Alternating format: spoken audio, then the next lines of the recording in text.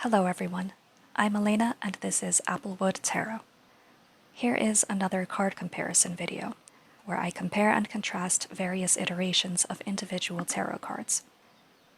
I like to see how different depictions affect the character of the card, and whether or not that adds story that can later be brought into a reading. Today, I'll look at the Empress. The Empress is Mother Nature, the creatrix of the universe. The High Priestess knows her hidden face, the mystery or esoteric behind creation, while the Empress is the outward expression or exoteric of that mystery. Prominent colors are white and red, similar to the Magician. But she also wears what look like pomegranates on her dress, like in the tapestry behind the High Priestess. One could take that to mean she has emerged or returned from the underworld and brought fertility back to the land. She combines magic and mystery to bring forth the world. 1 + 2 = 3. She's often associated with wheat. Wheat, of course, is made into bread and so is thought of as nurturing and comforting. This is how the mother archetype is often described. However, wheat can also be made into various alcoholic drinks, so there's a connection to indulgence and enjoying the sensual parts of the world as well. The Empress is associated with all of these. This is depicted well in Labyrinth Tarot's Empress at the top left. It's a fandom deck based on the movie Labyrinth, so you do need the context of that to get the full understanding of what's shown. This is the main character's stepmother. You don't see it here, but she does have a baby, so we know she's fertile. This may be what the greenery around her symbolizes. She has run of the house and keeps it how she likes. She dresses very femininely in pink, white, and pearls. She also makes sure to prioritize date night with her husband. In the one scene this character's in, she scolds her stepdaughter for being late to babysit so the parents can go out. She is annoyed, but in the same conversation says her stepdaughter should also have a romantic life of her own. She isn't selfish or shallow, she just recognizes the importance of love and puts effort into nurturing what she wants in her life, whether that's beauty, romance, a home, a family, etc. These are all things that are important to Venus, who rules this card. Looking into Venus the goddess, as opposed to simply the planet, can lead a person down a very long and winding road. Obviously, not everything said about her will be true or accurate.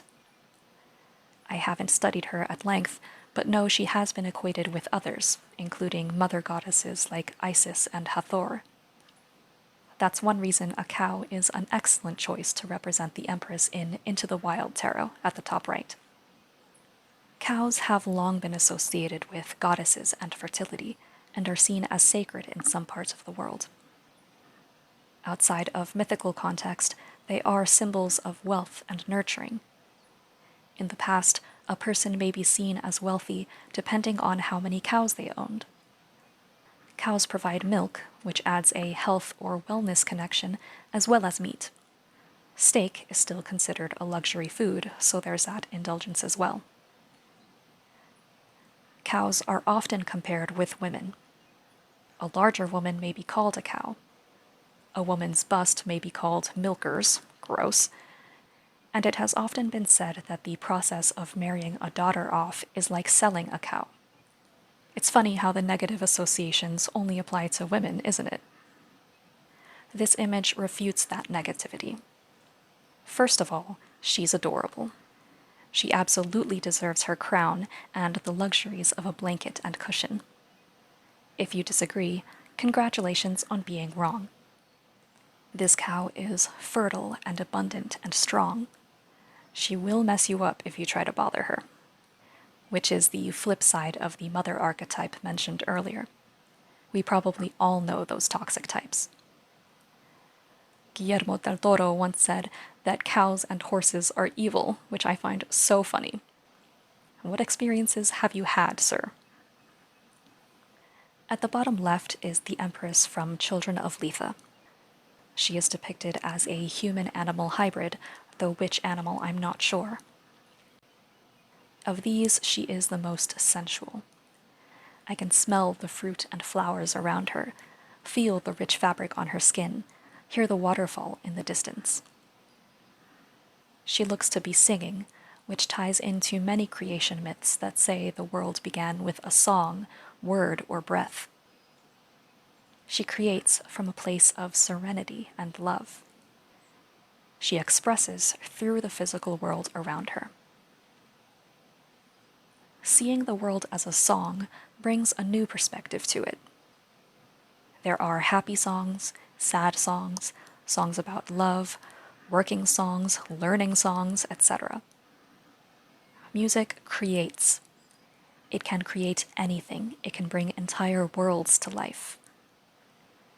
It allows for beauty, even in experiences we would rather not have. Of course, what one considers music varies, but that's another conversation. Though I think most people can immediately tell the difference between a harmonious sound and a discordant one. Nature may be harsh, but her song doesn't make the ears bleed. The next image, at the bottom right, is also very peaceful. This is the Empress from John Bower Tarot. She looks like a classic fairy tale princess with her white dress and blue bird. How does this relate to the card? Are empresses not on an entirely different level than princesses? To start, she is not a damsel in distress, at least as far as can be seen. If we're going with the classic princess character, this means she is likely kind and helpful to everything around her, animate or inanimate. This can also be called nurturing or mothering. She's young and surrounded by the natural world, which indicates fertility, as previously mentioned. She wears a crown of leaves.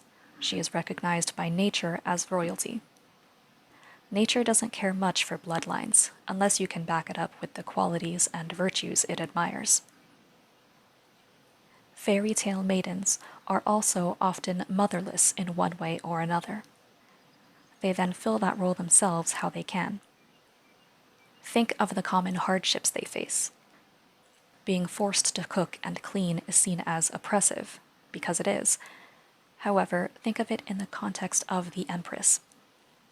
Cooking and cleaning becomes feeding, nurturing, and tending to the people and world around you. The princess is kind and fair to all who come her way. The Empress loves the snake just as much as the mouse. There's also usually a journey of some sort that requires her to grow up, to reach womanhood.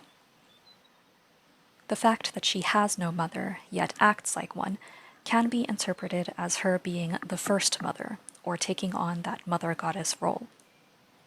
That explains why stories so often end with her marrying a prince and becoming a queen.